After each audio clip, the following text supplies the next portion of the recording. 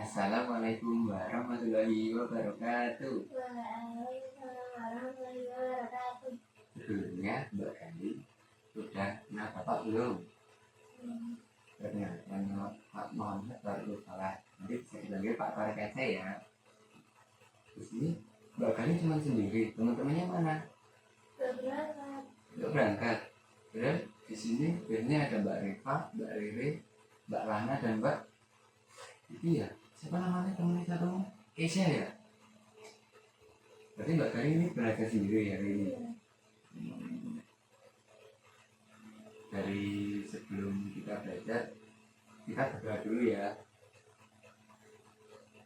Raditu billahi rabba wa bil islami dina wa bi Muhammadin nabiyya wa rasula. Rabbi zidni ilma warzuqni fahma. Kita sudah selesai berdoa. Selanjutnya biar kita agak santai dulu, Mbak Garing sudah bisa tepuk anak soleh belum? Nah, Bapak contohin dulu ya. Kayak tepuk anak soleh, aku anak soleh, rajin sholat, rajin ngaji, orang tua dihormati, cinta Islam sampai mati, la ilaha illallah Muhammad Rasulullah. Islam, yes, kafir, no. Dapat belum? Yo, ayo. 1, 2, 3. Tepuk anak soleh, aku anak soleh, rajin sholat, rajin ngaji, orang tua dihormati, cinta Islam sampai mati, la ilaha illallah Muhammad Rasulullah. Islam, yes, kafir, no. Tadi kan kita sudah tepuk anak soleh. Sekarang kita menjelaskan materi PAI ya. Jelasin tentang alat terpuji. Sebelumnya Mbak Galing sudah tahu belum apa itu alat terpuji? Nah, alat terpuji adalah sikap, perilaku, dan perbuatan baik yang sesuai dengan ajaran agama Islam serta norma yang berlaku dalam masyarakat. Alat terpuji mencerminkan keimanan seseorang dan menjadi salah satu ciri orang yang bertakwa. Tujuan utama dari alat terpuji itu juga ada loh. Yang pertama, membentuk kepribadian yang baik. Yang kedua, meneladani akhlak Nabi Muhammad Sallallahu Alaihi Wasallam. Dan yang ketiga, menjadi pribadi yang disukai Allah dan sesama manusia. Dan yang terakhir, mewujudkan kehidupan yang harmonis dalam keluarga, sekolah maupun masyarakat.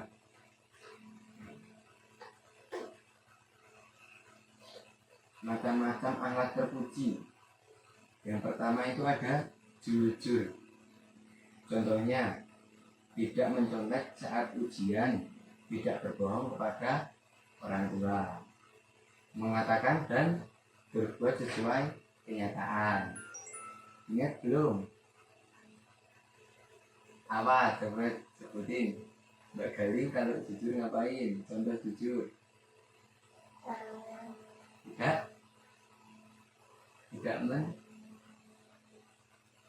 Tidak mencontek saat ujian.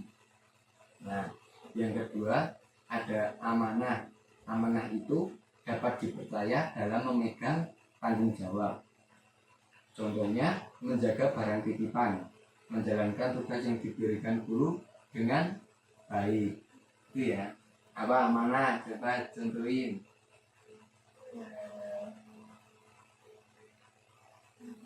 Galing.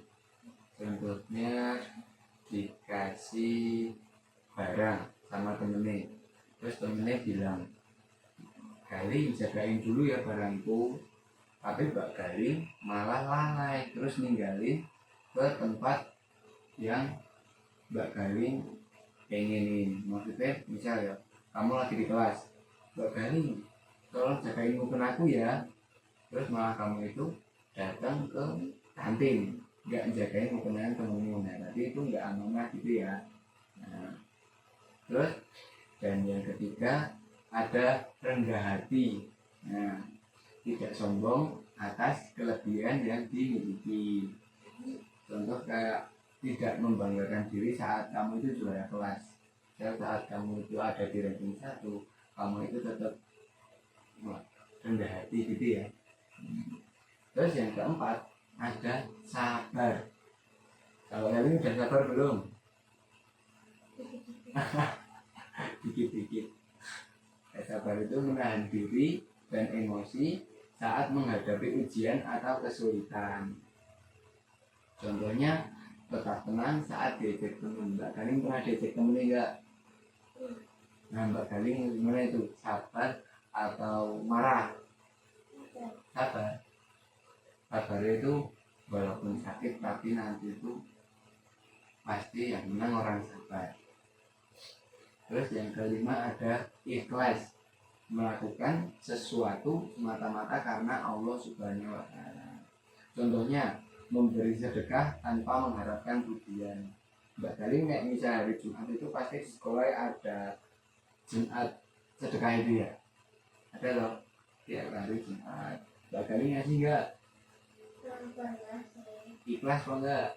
Alhamdulillah. Dan yang keenam, ini menjadi pemaaf, mudah memaafkan kesalahan orang lain. Contoh yang tadi ya, yang sabar. Ada teman-teman yang ngejek Mbak Galing. Nah, Mbak Galing itu maafin atau enggak? Iya. Benar. Jadi dia maafin langsung atau nunggu dia ngasih apa dulu gitu. Misal kamu mau tak maafin, beliin aku ini dulu apa enggak? Langsung. Oh, udah berarti. Terus yang keberapa tadi? Yang ketujuh ada hormat pada orang tua. Mbak Galing nggak sama orang tuanya udah hormat belum? Contohnya hormat itu gimana? Misal ya kayak Mbak Galing disuruh makan misalnya malah main game, malah main sama temennya. Nah itu disuruh langsung nurut. Nek disuruh mandi misal susah, jadi susah kan nek disuruh mandi? Oh enggak. Terus misal kalau lagi main HP disuruh berhenti, ya berhenti. Langsung berhenti kok enggak? Iya. Ya hormat itu tadi ya, kita menjalankan perintah apa yang disuruh oleh orang tua. Dan yang ke berapa? Yang ke-8 ya. Yang ke-8 ini ada sopan. Mbak Galing nggak lewat di depan orang tua bilangnya gimana? Permisi. Nah, bahasa Indonesia bisa permisi. Nah itu sudah Mbak Galing sudah menerapkan contoh perilaku sopan.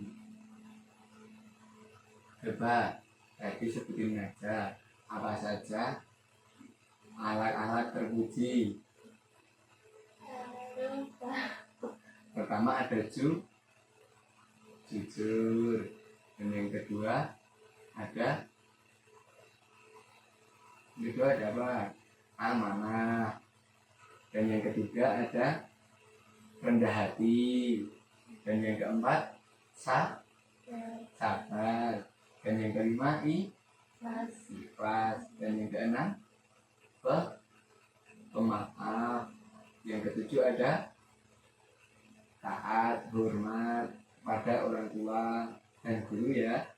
Ini guru juga harus taat sama guru ya. Nah, dan yang terakhir tadi ada sopan ya. Karena Rasulullah itu dalam hadis pernah berkata, sesungguhnya aku diutus untuk menyempurnakan akhlak yang mulia. Orang-orang yang paling dekat dengan Nabi itu adalah orang-orang yang berakhlak mulia.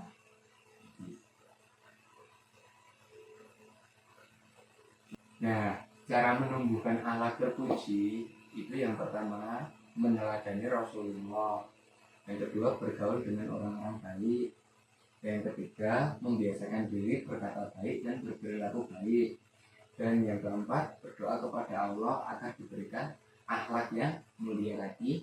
Dan yang kelima, introspeksi diri dan memperbaiki kesalahan. Any question? Akhlak terpuji adalah perhiasan diri seorang muslim dengan berakhlak baik. Seseorang akan dicintai oleh Allah, Rasul, dan manusia. Mari kita jadikan akhlak mulia sebagai landasan diri kita.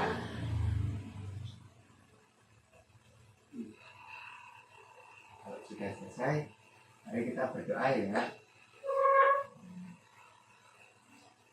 Wal innal insana lafi khusrin illal ladzina amanu wa amilus solihati wa tawassaw bil haqqi wa tawassaw bis sabr. Assalamualaikum warahmatullahi wabarakatuh. Waalaikumsalam